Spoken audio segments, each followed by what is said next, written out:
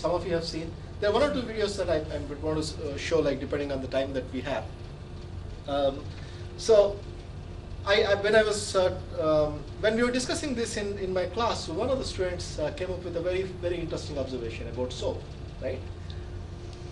He said that if all the people in India used soap, then there's going to be more threat to the environment, and there's going to be more usage of water, right? So this is really a problem. So this is a problem that happens or that occurs because we start to think of these markets purely as markets, or the view of the market is purely as markets where we can sell goods and services. But we also have to think in terms of, what is it that we can learn from that? So there are alternatives to soap. We all know about this, soap nuts. And then there is another mixture, or a flour mixture that I knew as a child. So those kind of things we can create and make them into soaps which are going to be like less harmful to the environment. So that's what Pralahad calls as the co-creation of value. And of course there are many more alternatives, like instead of using paper plates or styrofoam plates, we can use plates made of palm leaf. So these are some examples. So as I was mentioning, like for us to think about the bottom of the pyramid markets, it has to be completely a new way of thinking. It's not the traditional way of thinking. So first we have to realize that there are markets at the bottom of the pyramid. That is the fortune at the bottom of the pyramid. And second, that you have to create new products. And those new products you have to create or co-create with the consumers of those markets. And that's again an iterative process. And this doesn't happen unless you have some levers which make that happen. Right? Now those levers are a new way of thinking, a new management which focuses on people, planet, and the profits. So this is what essentially the book is. These are some of the things that I wanted to share. But there is much more to this book than a few tips about management. So just to give an idea, I'm taking again from the book. What Pralahad says is that we should not look for an easy or quick solution to these complex questions. We must cultivate the ability to experiment and refine our thinking. So the idea behind choosing this book was to really think completely differently about how we manage, about markets and our products and our services. So with that, what I'm going to do is I'm going to offer a challenge to you. Have you seen the book? You all have seen this book. If you go to that page, I can't see the page number, but let me see. Page 30, I think. If you go to page 30, look at all the examples there. Look at all the examples of the companies. Yeah, you got it there. Yeah. Look at all the examples. Is it page 30? Yeah, page 30. Okay. So you have all the examples. Don't worry if you haven't got it. So it's 10. Oh, sorry. 10. Okay, so 10.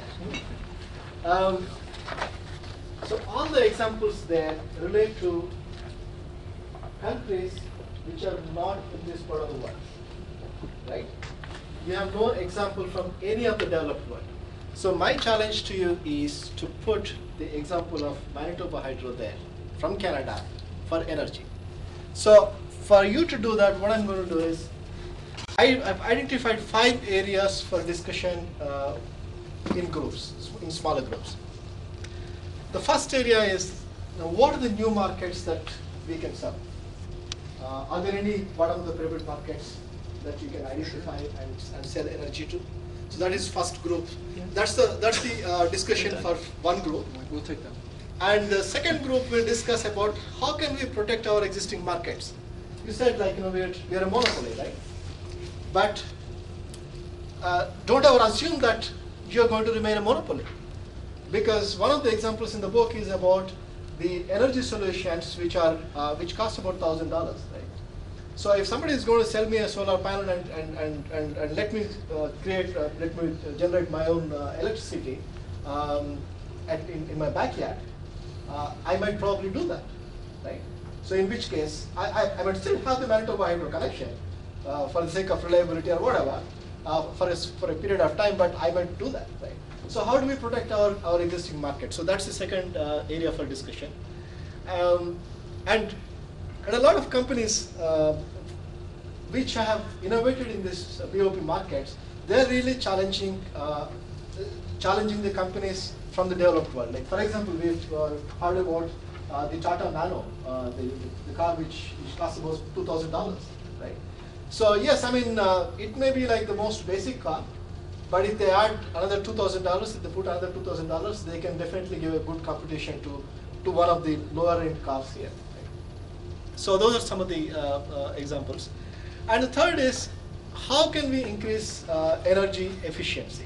Because what you want to do is to sell the energy, but at the same time, you want the energy to be used efficiently by your consumers, so that you have surplus which you can sell elsewhere, right?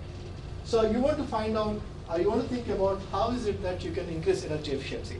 What kind of new partnerships you may require, or what kind of new technologies you may require? Just as an aside, in this room we are about 25 people, but I'm sure like the number of lights are more than 25, right? So these are some of the things that we might you might want to think about. And then, what new energy forms can we create using non-conventional energy and using human activity? Recently, Nokia has created a cell phone charger which you can charge through bicycling. Okay, so you connect it I've seen that as a dynamo. They have a dynamo, and then you have a light coming when you're biking. So this one actually charges a cell phone. So that's one. And then somebody has created a product where by running on the treadmill, you can actually create the energy, and then you charge the cell phones. So these are some of the ways that you can think about. And finally, can we improve our process and systems to do more with less? Okay. So these are the 5 areas. Let me offer a couple of observations.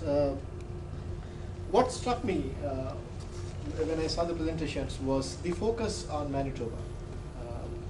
That not really looking outside of Manitoba. This is something that I always find in many places. I don't know, Glenn, you put the map. I think that's why nobody could think this beyond the map. But that's one thing. Like it's when I teach international business, it's not purely about us going out, but also people coming in. So we have to also deal with that. So that's one thought I would like to leave you with. And the other thing was, yes, there is a lot of energy being used, inefficiency, like or wasteful habits and all that.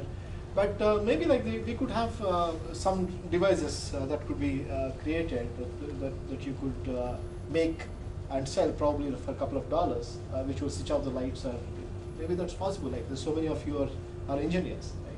So I don't think it costs a lot of money. For example, I know that when you go out, you have a device that you plug in, so it switches on the lights and switches off the lights. So I don't think it costs a lot. So probably something like that could be done in terms of technologies. And the third thought that came to my mind was about the partnerships. Like, are there any non-governmental organizations that you can partner with to improve the energy efficiency, to improve the consumption of energy by the consumers? So these are some of the thoughts that came to my mind, and I would like to leave you with one final thought, again borrowing from C.K. Pralahad. This is what he wrote in an article which has appeared, his last article in HBR, is that executives are constrained not by resources but by their imagination. Well, because he was writing it for Harvard Business Review, he said executives, but we all, as human beings, are constrained not by resources but by our imagination. So I would like you to take this imagination back to your place, your organization, your life, your home, and create a wonderful world for all of us. Okay. So with that, I would like to conclude.